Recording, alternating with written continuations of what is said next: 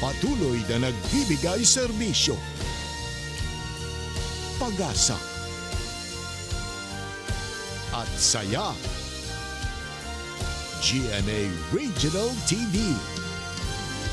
Kapuso ng bawat Pilipino.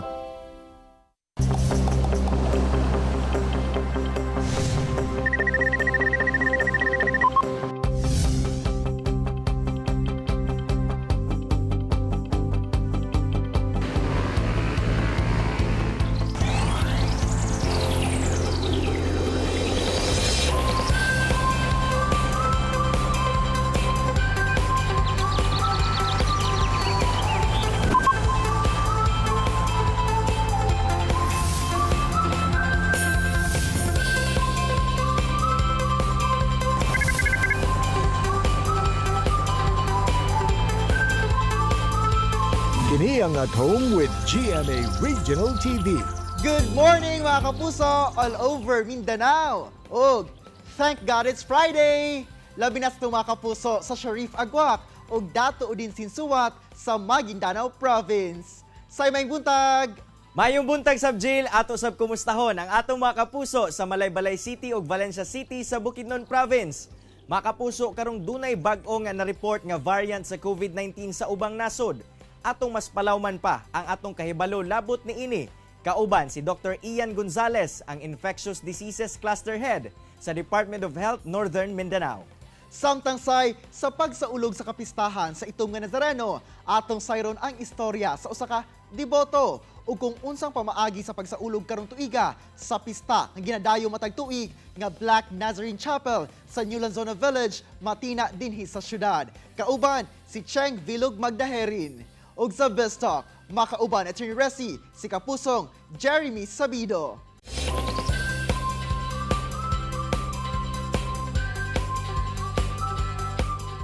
Galaw-galaw usa ta mga kapuso, pinaagi sa At Home with GMA Regional TV Dance Challenge. Kauban si Jana May De Villeres.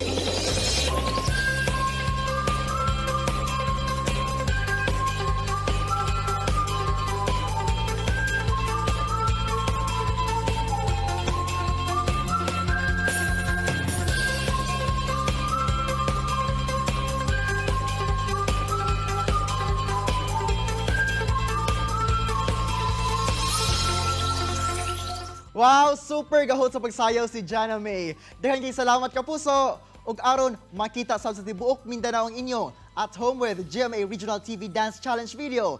I-send lang kini sa Facebook page sa At Home with GMA Regional TV. Feel better at home ug sayaw na mga kapuso. Migula ang report sa unang kaso sa bagong variant sa coronavirus sa United Kingdom kaniadtong Setyembre 2020 ug ginganlan kining B117. Ug sumala pa sa mga health expert nga ang maong variant sa virus paspas mukatag ug makatakod. Vulnerable ang mga bata nga anaa sa edad 10 hangtod 19. Lakip sa precautionary measures, gipatuman ang travel restriction sa mga traveler nga gikan sa UK ug uban pang nasod nga dunay kaso sa bagong variant sa coronavirus. Sa Mindanao, gipailawom sa lockdown ang probinsya sa Sulu, gumikan mitala na ang nasod Malaysia ug kaso sa bagong variant sa maong virus. Mas gipahugtan sab sa Philippine Navy ug Coast Guard ang pagbantay sa Zamboanga Peninsula. Ug subay ni ana, padayon gihapon ang pagsaka sa kaso sa COVID-19 sa Mindanao. Ug ni adulang January 6, nalakip ang Cagayan de Oro City sa dunay pinakataas og mga bag-ong kaso sa COVID-19 sa tibok Pilipinas, din 40 ang natalang nagpositibo. Ug subay ni ana atong kamustahon ang pagpangandam sa atong health authorities dinhi sa Northern Mindanao labot ni ining ginabantayang bag-ong variant sa COVID-19. Kauban si Dr. Ian Gonzalez, ang head sa Infectious Diseases Cluster sa Department of Health Region 10. Doc Ian, mayong buntag og dayon sa At Home with GMA Regional TV. Kamusta, Doc? Maayong buntag say ug maayong buntag pod sa atong mga kapuso sa Mindanao. Doc, una nag-2021, nigula ang mga report nga adunay bagong variant sa COVID-19 ang nadiskubre sa United Kingdom. Kung muingon ka og bag-ong variant, unsa bay buot pasabot ani, Doc? Ang kining gi-report nato na bag-o na variant sa COVID-19 or sa SARS-CoV-2 naa siya certain na changes no sa iyahang gitawag na spike protein or parte sa lawas sa virus na maoy ga dikit sa cells sa isa ka tao. No? So ang bag-o na variant, lahi po ni siya sa bag-o na strain. No? So si SARS-CoV-2, si MERS-CoV o katong original na SARS-CoV, mo na siya ang mga lain-lain na coronavirus strains. Kaning new variant karon, SARS-CoV-2 gihapon na siya. So it still causes the same COVID-19 na sakit. Unsa ba ang atong angay mahibal-an labot niining new variant ug makonsidera ba dok nga mas delikado kini nga variant compared sa unang strain sa COVID-19 nga anaa sa Pilipinas? So naay mga studies na nagasulti na ang kining bag-o na variant na spike protein mas dali siya mopikit no sa human na cell. So meaning mas dali siya motakod sa isa ka tawo. Sa UK karon, based sa ilahang datos, si bag-o na variant ang dominant na variant sa ilaha, no, which means na basin diha gid padulong na paspas gid mo spread ang kaning bag-o nato na variant. Dok, pareho pud ba ang pamaagi sa detection sa bag-ong variant sa COVID-19? So the same gihapon ang ato ang mga existing na test sama sa RT-PCR, which is ato ang confirmatory test, mao gyapon atong gamiton para ma-detect ning new variant, no? Okay. Ma-detect man sa RT-PCR ang other parts pa sa virus na atong gapangitaon. So whether it's the new variant or the old variant, our existing tests will work in detecting it. Unsa ba ang mga programa nga inyong gilatag dok aron dili kini makasulod dinhi sa rehiyon ug malikay ang mga residente? So atong dumdumon na ang kining bag-o na variant base sa datos, mas makatakod siya, pero ang pamaagi niya na makatakod, pareho lang gihapon. No? So, pamaagi gihapon sa gitawag na droplet or kining mga motalsic na laway or plema, or pwede po siya ma-airborne dari sa ato ang mga 3Cs, no? Or crowded, confined, and close contact na areas. So, therefore, ang pamaagi sa pag-prevent, paglikay na matakdan aning bag-o na variant, pareho lang gihapon. The same gihapon na prevention kay ang pamaagi niya na makatakod, the same lang man gihapon. Doc, in any case matakdan ang usa ka tawo sa new variant sa COVID. Worst ba ang epekto niini sa lawas sa tao compared sa COVID-19 nga naa karon sa Pilipinas? Based sa datos na nakita nato sa UK o sa uban countries na naanay gi-report aning new variant, the same lang ang course sa sakit, no? So kasagaran mild gihapon na sakit, pero ang kaning mga elderly o kining mga naanay comorbidity sama sa high blood o diabetes, sila ang mas dako na tsansa na mabutang dadto sa severe or critical na sakit. No? Nevertheless, although the same lang siya og distribution, the fact na mas paspas siya mo spread, mas daghan pod siya posible matakdan na pwede ma-severe. No? So mas in some ways, mas kahadlukan nato ning paspas siya mo spread. Kay meaning, mas daghan siya pwede matakdan o sumatotal, mas daghan gyapon ang pwede mabutang dito sa severe o critical. Karon nga bag-uhay lamang nahuman ang holiday season og niadto lang January 6, ikaupat ang Cagayan de Oro sa dunay pinakataas nga ihap sa kaso sa COVID-19. Manageable pa ba ang COVID cases sa syudad, Doc? So kung tan-awon nato ang healthcare utilization rate sa Cagayan de Oro, niya siya sa 41%. So a little higher than the regional average, but still capable, no, na mo handle og additional cases. At this point, importante na himuon sa local government na i-prevent ang onward transmission, no? So kaning 40 ka cases na bag-o, importante na ma-contact trace ni sila, ma-identify kung kinsa ang ilahang mga nahalubilo o kining mga nahalubilo mo undergo og quarantine. No? If naaman sila contact na symptomatic na, dapat ma-isolate and ma-test with RT-PCR. So far, ang LGU na to sa Cagayan de Oro are very efficient. No? We're very happy and we coordinate very closely with the local government. And so far, kaya nila no, mo apas and mo cope with the new cases. Daghang salamat, Doc Ian, sa imong oras nga gihatag sa At Home with GMA Regional TV ug amping pirmi, Doc. Salamat ug may buntag. Chillax lang mga kapuso, kay mubalik pa ang At Home with GMA Regional TV. Kini ang At Home with GMA Regional TV. Best talk tayo mga kapuso, kauban si Attorney Resi Rizada. Resi!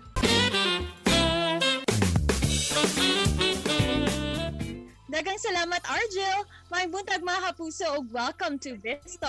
Karong buntaga atong makauban ang usa sa mga dapat natong atangan sa upcoming GMA teleserye nga Ang Dalawang Ikaw. Walay lain pa kundi si kapuso artist Jeremy Sabido. May buntag, Jeremy, and welcome sa At Home with GMA Regional TV. How are you doing? And of course, Happy New Year! Happy New Year din po, Attorney Resi, and maayong buntag din po sa inyo po. Ayan, okay naman po ako ngayon dito sa Pasig City. Yeah. Nako, we're now welcoming a new year full of hope. Gumawa ka ba ng like New Year's resolution gaya ng iba? Yes po, ang New Year resolution ko po is ma-achieve po yung body goals ko. Ay, Yun grabe. po. Parang sabi ko, parang hindi naman kailangan. Kailangan mo pa ba, Jeremy? Hindi, build some muscles lang po para mas maganda tingnan po. Ang galing. What are some of the things naman that you're willing to do differently this year? Takot kasi ako sa mga matataas na lugar. Parang gusto ko maging adventurous naman na pumunta mag-hiking, ganun, pumunta doon sa mag-paragliding yan. Huh? Parang gusto ko ganun. Parang ka ngayon, parang may adventure goals ka this 2021, and very interesting naman yan, Jeremy. But of course, ito, isa ka sa mga inaabangan talaga sa Starstruck last season. Ano ba yung biggest lesson na nakamit mo or na learn mo naman during your entire time with Starstruck? The biggest lesson po na natutunan ko talaga sa mga jury namin, yung about sa acting po, and yung pinayo nila sa akin before ako matanggal na hindi dito natatapos ang buhay ng pagiging artista. Sabi niya, parang ganun. Hindi, wag kang susuko. Ayan, wag kang susuko, and malay mo, next year meron ka ng project, ganun. Yun yung biggest lesson na nakuha ko sa Yun nga Huwag and susuko. alam mo, hindi ka talaga sumuko dahil ngayon 2021, ito na pinaghahandaan mo naman na bagong teleserye. Please tell us more about this new project of yours. Ayan, sa bago kong teleserye, Ang Dalawang Ikaw, ang bida po dyan ay si Miss Rita and Mr. Kenchan po. Ang napakagaling po na dalawang best actor and actress sa GMA. Yan po, isang karangalan po ang mapasama sa teleserye na to na pinagbibidaan ng dalawang magagaling. Oh, nako. At saka napag-alaman namin that you're playing here the role of King, tama ba? Best friend ni Nelson, played by Ken Chan.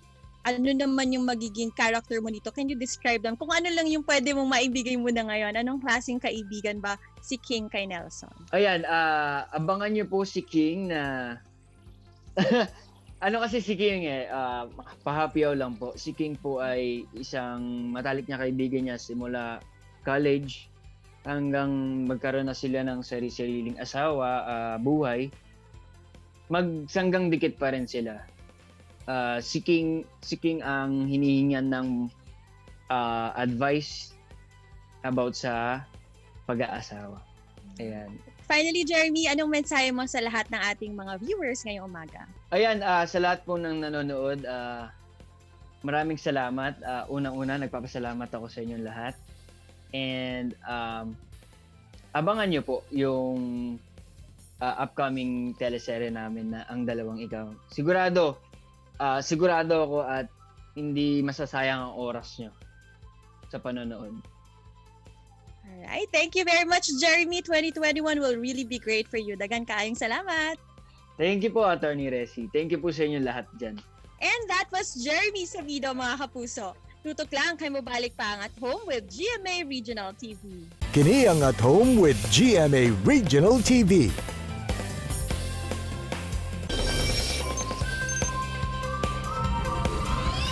Matag tuig, ginadayo sa mga deboto sa itom nga Nazareno ang Black Nazarene Chapel sa New Lanzona Village, Matina, Davao City.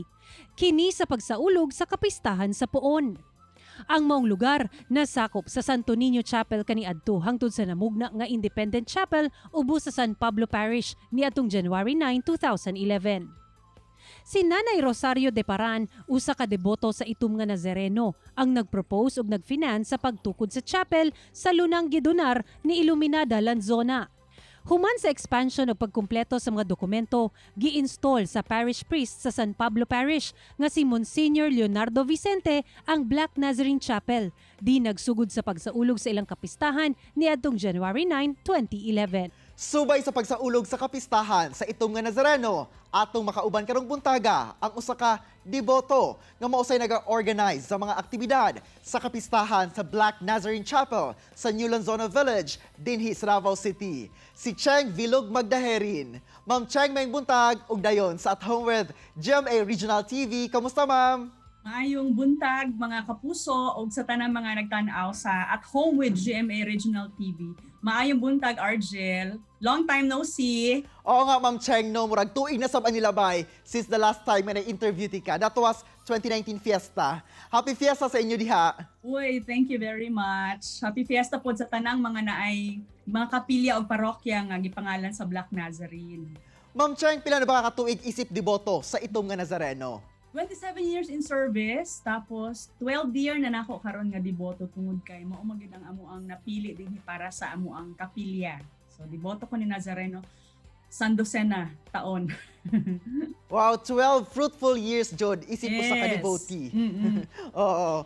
Ma'am Cheng, isip mo sa ka-deboto, unsa ba ang nagbag-o sa imong kinabuhi along the way? Daghan, especially kanang ginatawag nato nga silence or solitude and prayer. Sabaan jud ko sa una, Argel, kay di ba pag mascom, kaya kay gustong isulti sa kinabuhi niya. Life of the party gid ko sa eskwelahan, even sa classroom, no, ako gid ang pangayuan nila og mga jokes, ako tig-crack sa jokes.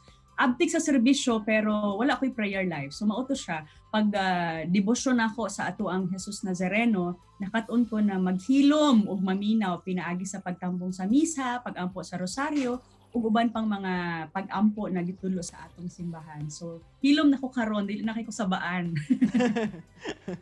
Ma'am Cheng, please share with us shortly ang imong giagi ang challenges sa imuhang panglawas o sa imong health. 2018, naminyo ko, nabuntis ko, nakuhaan ko. And I realized life is fragile or fragile. Kana bang wala jud ka kabalo unsay mahitabo sa kinabuhi niya. At one click lang di ay pwede daita nakuhaan sa Ginoo. Ikaduhan, 2019, 3 times kong wala nakamata. Kana naglisod ko og mata, no, near death experience to para sa kuha. Maybe caused by stress or hindi ko talaga alam, as in siguro mga 2 to 3 minutes ko nga naga-struggle bag-o ko na mata. So mata ko pero kabalo ko na dili maabre akong mata. So nakakita pa gani ko sa akong kalag nga nigawa sa akong lawas o diri sa among bed sa likod. Nakita na ko akong kaugalingon, no, nga nakahigda pero wala pa ko na mata. So ako realization, life is about preparation. So anytime di ay pwedeng mo separate atong kalag sa atong lawas. Kumbaga ang kamatayon dili day dapat na kanang kahadlukan kung andam ta. Ikatulod, last year 2020, yun na nga, breast tumor. I was detected with breast tumor since February tong pain. Katudi ay 13 years na dahil siya na naasa ko ang left breast. Naoperahan ko bago nagpasko December 22 and now recovering. Ingon gani daw nila nga murag wa daw ko na operahan. Di sila motuo nga na ako sa recovering stage. And the other challenge para sa akong surgery will be this month sa right na pod. Hopefully mag-melt lang siya. Ang ako ang lesson, God will take care of us, of you and me, because life is about faith in action. That's true, ma'am, no? Isalig lang gayud nato ang tanan sa Ginoo. Ma'am, isip ikaw ang program head sa Black Nazarene Fiesta sa pila na katuig. Unsa ba ang kalahian sa pagpangandam sa kapistahan karong tuiga kung itandi sa mga milabayng tuig? 11 years, jail na atay nobina, traslasyon o kanang prosesyon, na ay misa of course, na ipahalik sa puo, na ipakaon, na socio-cultural night. Last year na atay theater presentation, Joyful Mysteries of the Holy Rosary. Planong ta namo this year na po dunta tay Sorrowful Mysteries, pero maulagit tungod sa pandemya ang nabili na lang ang nobina, misa ug ang pag-worship at tubangan sa imahe ni Black Nazarene. Sa ato pa walay pahalik, walay allowed pud nga moduol sa iyaha para magtrapo-trapo. Kuan lang kanang naay kordon mo atubang lang sa imahe ni Black Nazarene og magampo. Mao na siya. Nya timing ra pod na kinahanglan pod nako ang magpahulay mao nang kaya-kaya ra na wala kaayo nga daghang activities. Ug gihan man sagud ang mga lumilihok sa among kapilya mao minimal supervision ra Kay kabalo na kay sila sa flow, ika 12 years na baya gid namo ni siya. So under the new normal, mao ato ang naa ang nobina, ang misa ug pakaon, plus katong ingon nako na mag-worship o mag-ampo atubangan sa imahe. Ma'am, unsa ba ang mga aktibidad nga ipahigayon sugod karong adlaw ug unsa sa bang schedule? Karong gabi Argel, ipahigayon ang ika-9th novena. So mahuman na karong adlaw ang novena kay ugma January 9 Sabado na akitay duha ka misa nga ipahigayon, ang usa alas 7 sa buntag unya magpakaon. Pasalamat namo ni labi na sa ato ang Ginoo sa blessings nga among nadawat. Nya ang style ani jail dili para sa unang kanang mutapok sa usa ka balay kay naamo jud tay nagapakaon nga balay diri dapit sa mua. So pack lunch na siya or kana nakapack na daan huha uli ana. Nya 7:30 ang ikaduhang misa sa gabi. So 7 AM and 7:30 PM.